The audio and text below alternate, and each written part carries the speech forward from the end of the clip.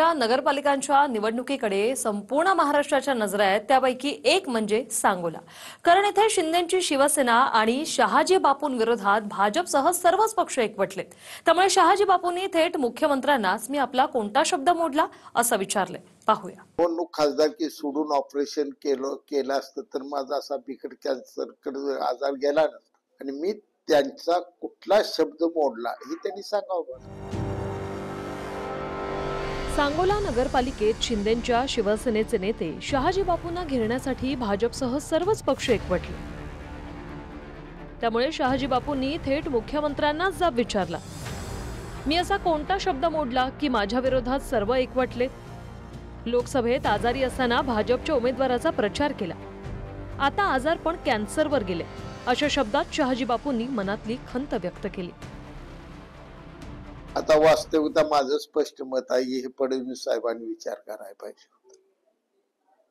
माझं दुःखच ते इथं असं घडत होतं ते त्यांना का कळत नाही का? आणि मी त्यांचा कुठला शब्द मोडला हे त्यांनी सांगावं मला। 15,000 लीड आहे माझ्या तालुक्यात। काल किती मोहिते पाटील घराण्यातला उमेदवार होता, बिकट परिस्थिती होती आणि मी जर निवडणूक खासदारकी सोडून ऑपरेशन केलं असतं तर माझा असा बिकट कॅन्सरकडे आजार गेला नसता। मी माझा जीव स्वापणाला लावला, विचार केला नाही, जाऊ द्या, मला काय ते वाईट वाटायचं। कारण गावातली जी परिस्थिती, सांगोल्याची जी परिस्थिती आहे ती बापूंनी समजून घ्यायला हवी होती। बापूंनी सगळ्यांच्या सोबत बसून चर्चा करून नगराध्यक्ष पदाच्या उमेदवाराची घोषणा करणं आवश्यक होतं। नगराध्यक्ष पदाच्या उमेदवाराची घोषणा करून नंतर मग आघाडी झाली पाहिजे, युती झाली पाहिजे अशा पद्धतीची भूमिका मांडणं हे मला वाटतं तितकंसं उचित नाही। त्यामुळे प्राप्त परिस्थितीमध्ये जे सिच्युएशन तिथं होती, जे वातावरण तिथं होतं, त्या अनुषंगानं आम्ही काही निर्णय घेतलेले आहेत।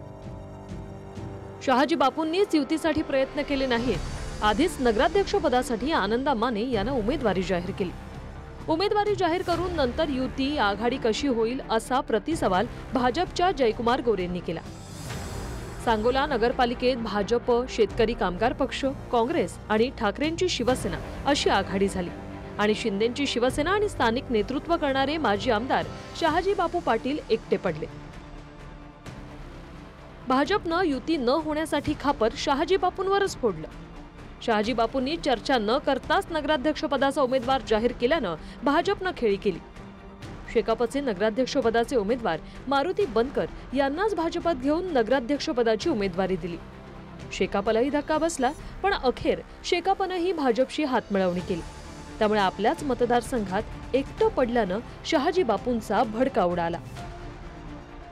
आज या ठिकाणी शेतकरी कामगार पक्ष, भारतीय जनता पार्टी, आय काँग्रेस, राष्ट्रवादी, उबाटा एवढे सगळे पक्ष एकत्र, एका बाजूला मी एकटा एका बाजूला आणि माझी शिवसेना एका बाजूला, अशी परिस्थिती या ठिकाणी बाहेरच्या लोकांनी निर्माण केलेली आहे। आज हिडीस किळसवानं दहशतवाद, एखाद्या अबलेवर केलेला बलात्कार असावा अशा पद्धतीचं भारतीय जनता पक्षाचं वागणं या ठिकाणी मला दिसून आलेलं आहे।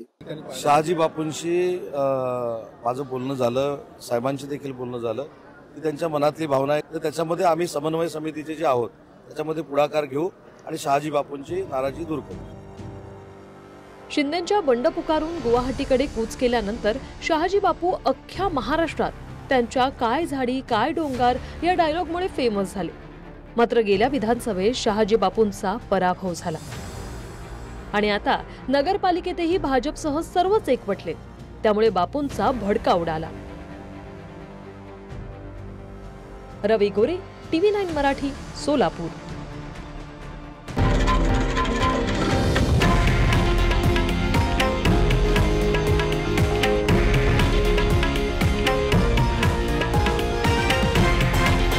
हे आहे देशातील नंबर 1 न्यूज नेटवर्क आणि आपण पाहत आहात TV9 मराठी, एकमेव।